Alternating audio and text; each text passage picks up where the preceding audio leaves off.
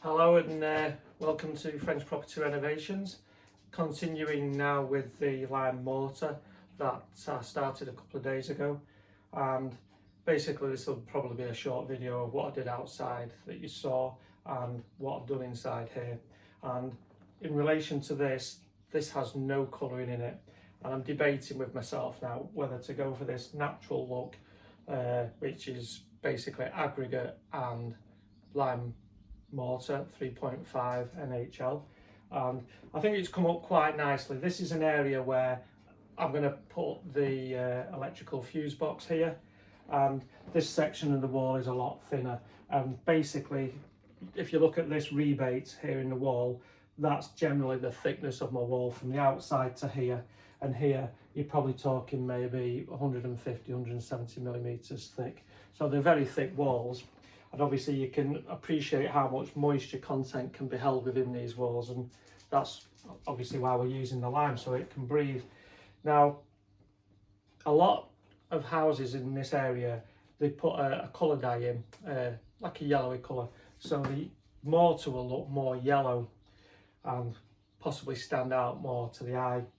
But I'm not sure whether with the old beaten rocks and the look of the beaten rocks, whether I prefer this more neutral original kind of colour.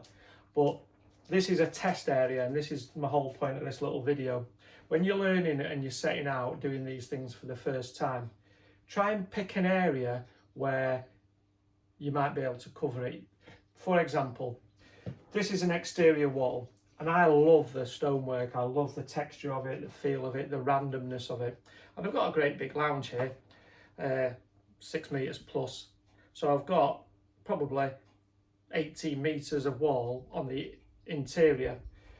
So everywhere is becoming more energy efficient and energy conscious. So now France, it's just started to come in the last 12 months, energy efficiency for when you sell your house. It's been in England for, I don't know, 5 to 10 years now. So we're more accustomed to renovating a house with the potential of reselling it, and what's my energy efficiency going to be like. So this is an exterior wall, and like I said, it's not very thick here, so I've pointed it, I've done it properly because it's experience, it's practice, gets you to understand the feel, the texture of the materials we're using, the drying out times and the process that you're doing. If you do mess it up, we could build this out, put a load of insulation in it to keep my house warm, build like a ledge, so we've got like a nice windowsill, or even build a window seating, pack this out maybe 4 to 6 inches, lower it down, and you can have like a little seat or a little step on it. The possibilities are endless, but it's a nice place to practice. It's a nice place to see if you like the colour or you don't like it, or if you want to change it. Because the section over here I'm going to do today, my mixer's on by the way, it's doing a dry mix, it's turning, it's mixing, so utilising my time. So this bit is going to be the same as this, because my door casing and my door eventually is going to go in here. So I want all this nice and firm. So all these loose bits, I'm going to put them in, point all this up, and behind there is my sink, which I'm going to probably add on the outside that I pointed the other day. So you've got scope within a large project to experiment a bit and see what you like. So this has been here a day or so now, and I'm watching it dry out. I've kept it moist in the drying out process because I was watching TV. Kept spraying it, it's dried out nice and slowly. What I have found though, personally, I've wetted everything behind before commencing work, and I've also soaked the stones as well, and I've done it quite a lot this time, because if the stones are porous kind of rot work, it takes in my moisture from my little spray gun or from your hose pipe, whichever you're going to do. I'm going to do the hose pipe outside, but if it takes in more moisture, it helps with the curing and the drying out, because not only is your mortar drying out, but your stonework's drying out as well. So it's more controllable then, and then you just spray in the front of them for it to slow down. And because the stone has got more moisture content, the carbonation on the inside I think will happen a lot better. I just feel it's better. So that's what I've done. I've really soaked it, sprayed it 4 or 5 times, and that's what I'm going to do with that when I've just finished this little video, and my third mix is on the go. So that's my thought process on all of that. Another point to mention, I obviously did my pointing, and when it was in the drying out process, I've obviously gone in and tamped it all in. When you're tamping it, you can hear the sound difference as it's compacting in the back, which will make it a lot stronger.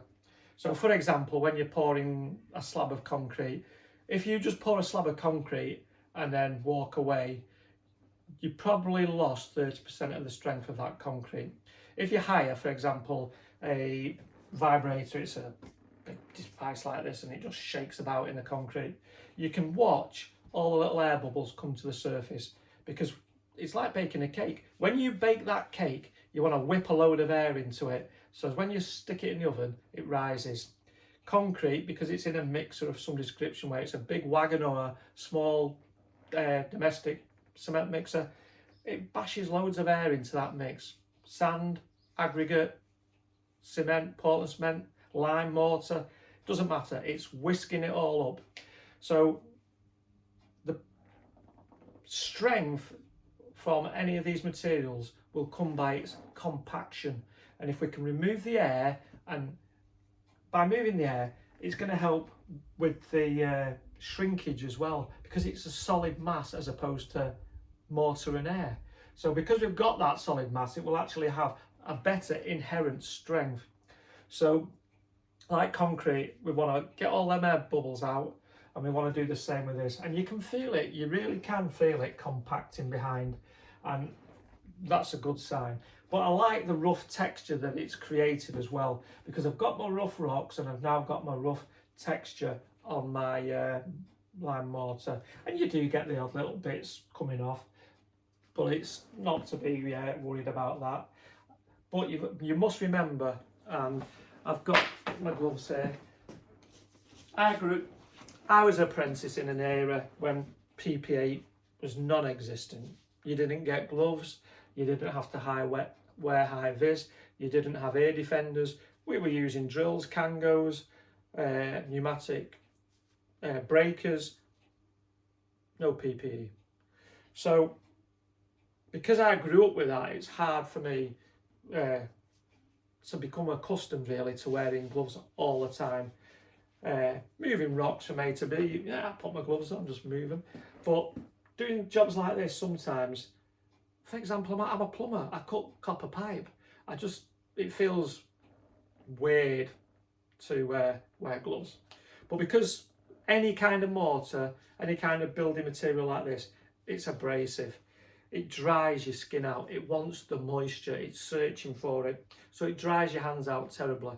Also, it can give you little splits. So for your own personal comfort, it might be worth wearing the rubber gloves like what we had in COVID, and even put these over the top. So I'm going to advise you to do that if you can, because it's just better for you. So that's my little morning advice, tips.